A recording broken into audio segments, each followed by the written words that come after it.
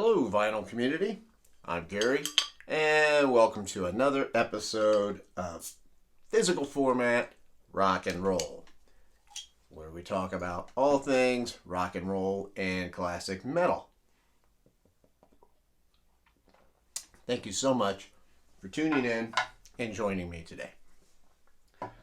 This episode is going to be a little bit different than some of the ones I do, but it all falls under the realm of music that I love.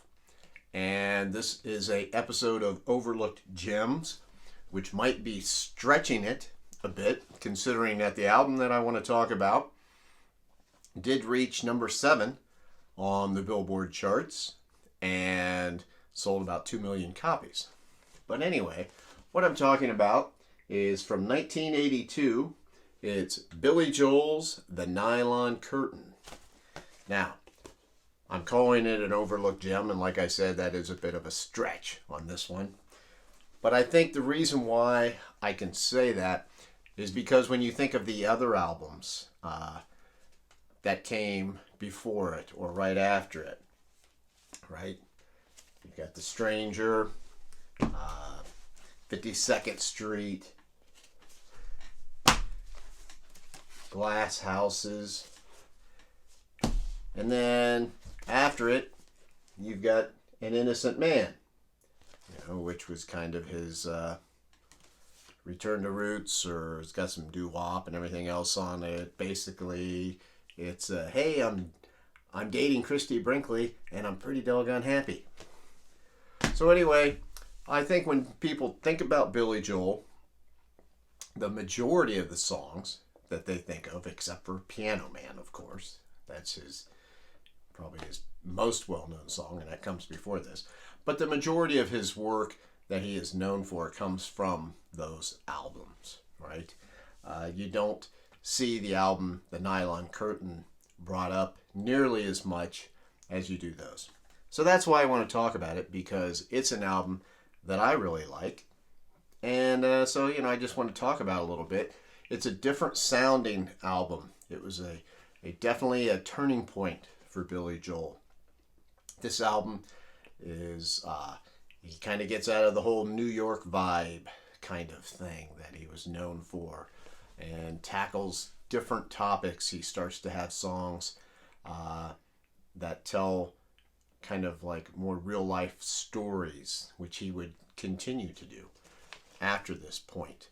This album was also produced by Phil Ramone, so it has a different sound than a lot of Billy's work on it. It definitely has a unique sound all of its own. This album does in the production.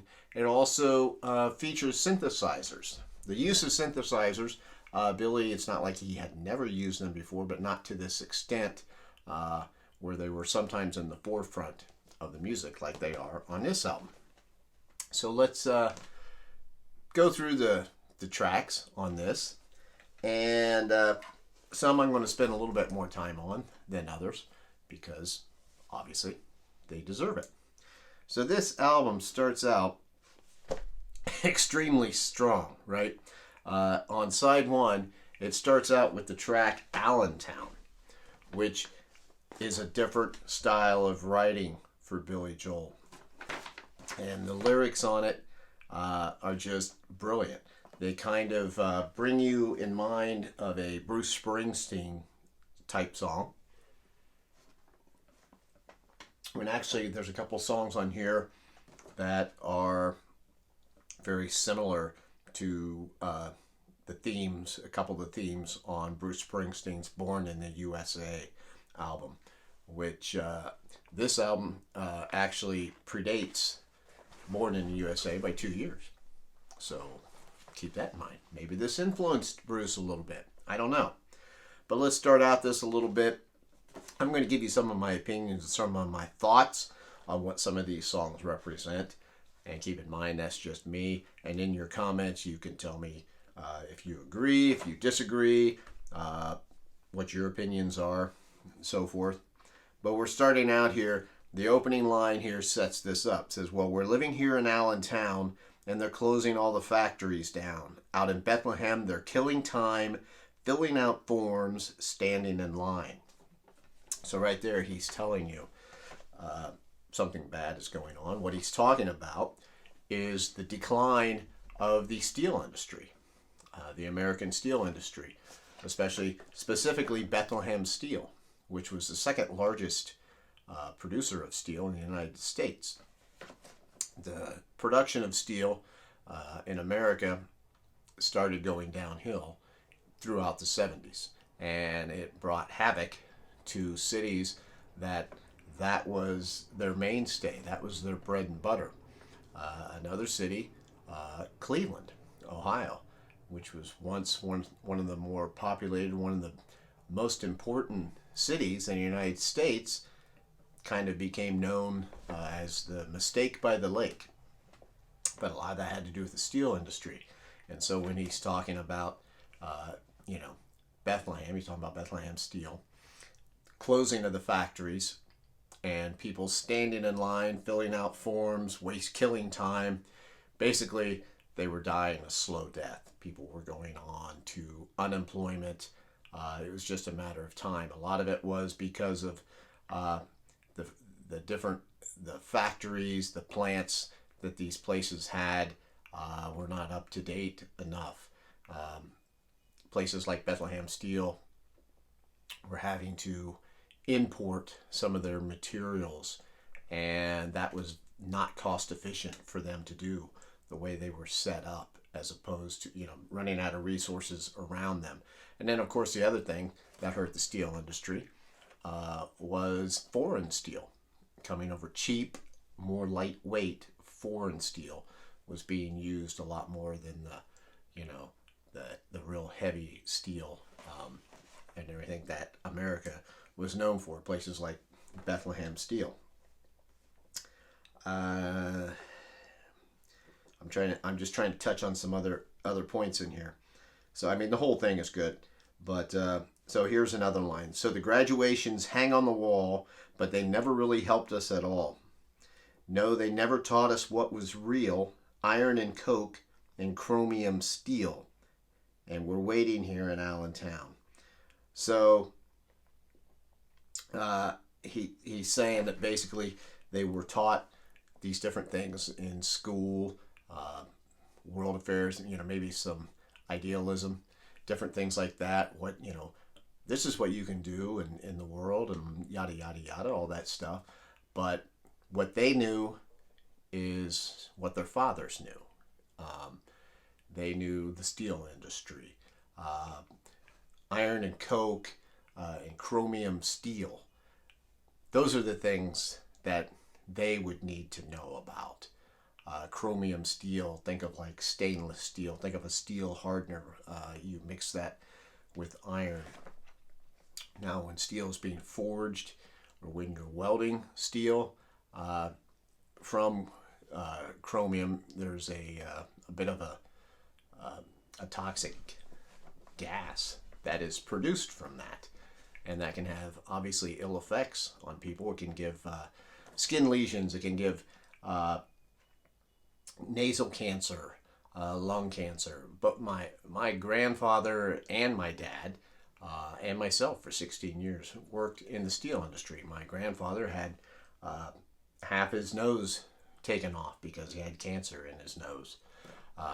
My dad ended up having cancer later in life, but he was also a big smoker for a big majority of his life, so I can't just blame being in a steel factory or a fabrication plant for that, but I'm sure that didn't help. But anyway, they're saying these are the things that our life is. Now, here's another part. It says every child had a pretty good shot to get at least as far as their old man got, right? They see their fathers had a good life. But something happened on the way to that place. They threw an American flag in our face. And, well, I'm living here in Allentown. So, right there, he's kind of taking a shot at not so much America as he is the idealism of America and the hope in America and the lies of politicians. So in the 80s, you had, Ronald Reagan would have been president at this time, and he was very big on evoking patriotism and idealism, and he wanted America, to kind of feel like they did, like say back in the 50s, and everything. But it didn't represent everything. When he's saying they threw an American flag in our face, that's just basically a lot of politicians will do that. They'll try to appeal to your nationalism to get you excited about something, but they don't really have any solutions. So that's kind of what this song is about. It means a lot to me because of, I just feel like I have some connections to it. So I think that's a brilliant song. What a fantastic way to start out this album. Next up is Laura, which you would think, okay, it's Billy Joel doing a song called Laura. It's going to be a love song, right? But no, it's actually a song about a toxic, codependent relationship, and the lyrics are very vicious. They're scathing. It's not a normal Billy Joel type lyric, but it's very well written, and it's also written. Yes, it attacks Laura, the title, but it also attacks the writer too, the singer Billy, in this thing. So it's kind of, like I say, it's a toxic, codependent relationship. Next up, this first side's just terrific. That song there, Laura, is the first of a few songs on this album that definitely have a heavy Beatles influence, musically wise. Next up is Pressure, which was also a bit of a hit on this album. Pressure is a perfect example of Billy matching the lyrics and the music on that, because the music itself is, very anxious, nervous sounding. He creates that in this whole song. And the way he sings it, he sounds like he's agitated the whole time. He's talking to himself at the beginning of the song. He says, you have to learn to pace yourself. You're just like everybody else, right? He's saying, hey, you're putting yourself under pressure, too much pressure. You're not superhuman. You can't do it all, right? And then the other parts of the song, it sounds like he's attacking like psychologists, help from religion, the self-help type people with other lyrics in here. Like, now here you are with your faith and your Peter Pan advice, but you have no scars on your face and you cannot handle pressure. All grown up and no place to go. Psych 1, Psych 2, what do you know? Right? Basically, who are you to help me, to give me help? Have you been through this? What have you been through that qualifies you to help me with the issues, that I might be having? I think is how I see that song. And then next up we have, which, gosh, I don't know. I suppose this might be the strongest song on the album. This and Allentown is "Goodnight Saigon." I imagine most of you are familiar with it. If you're not, I would definitely go back and listen to it. It's a tremendous song.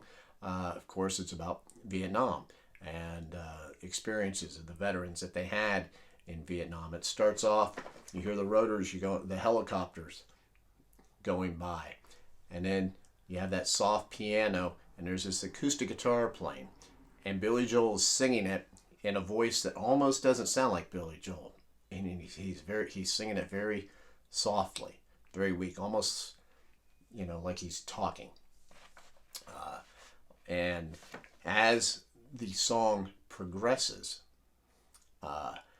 when things are becoming more dramatic or traumatic in the song, his voice changes with it. His voice becomes sharper and more angry, or more frightened in it. It's it very much gives the idea of like a PTSD type thing. Everything's going along smooth, you're just remembering, and then you're having these traumatic visions of it. And this song talks about it. Talks about, going in as kids, but yet, hey, we were fearless, but yet they weren't, right?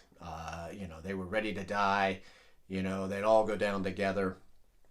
They talk about, how they were sharp and ready for action and everything. But then later on, he says the same thing about the Vietnamese, and he says it in a more dramatic way, as where we thought we were better and more prepared, but we weren't. The enemy that we were fighting was just as ready for us. We couldn't overpower them the way we wanted to.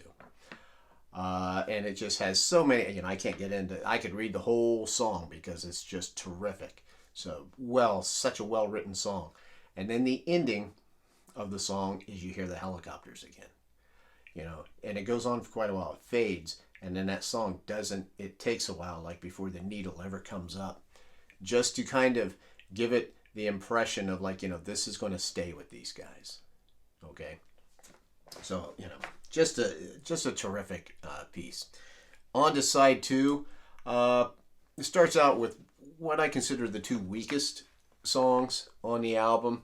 They're still good songs, though. She's Right on Time, and I think A Room with a View. Yeah. Which She's Right on Time is more of a, the Billy Joel love song type thing, romantic song you would expect. A Room of Our Own is kind of a upbeat, almost 50s sounding song. It's kind of about, hey, you can have differences in a relationship. You don't need to be exactly the same and still get along. Is kind of what that song is. The She's Right on Time definitely has, you can hear Phil Ramone's work in production work on that.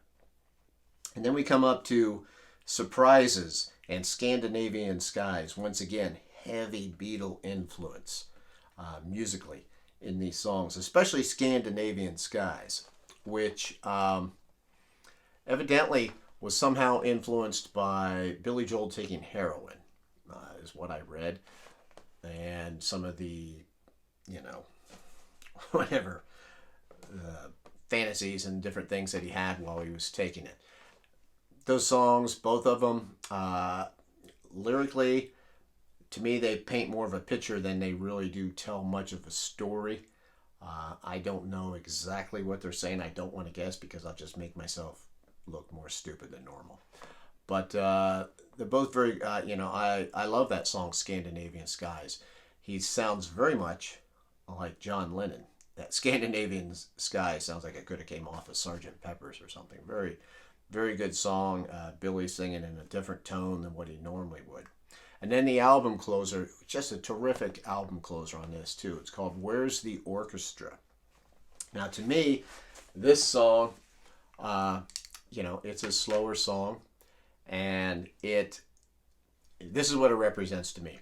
It's kind of like you hit that point in your life, a certain point where you're saying, I feel like there should be more. I feel like I missed something in life. Is this all there is, kind of thing?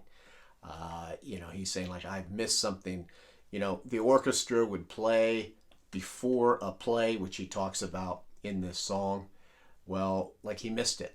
He's in the play now. Where's the music? I missed the music. Where's the orchestra? You get to a point later in life where you realize I'm not missing anything. I'm getting it. But you have that point there. Now I think that's what that song is about, which is a great way to end this album because all of these songs are about different parts of the human condition. Kind of like Pink Floyd's Dark Side of the Moon. Well, this is Billy Joel's version of that, the way he does it. So anyway, these are my thoughts on this album. Maybe you haven't listened to this album in a long time or since you were a kid. Maybe go back as an adult now and listen to it. Or if you've never heard it, give it a chance. Listen to it as a whole album and not just a couple songs, because they're all pretty much tied together. So thank you so much for watching. And you can always catch us on Facebook and Twitter. I'm Gary. Please leave your comments. If you haven't subscribed, please do. This is Physical Format Rock and Roll. And until next time, I will see you down the road.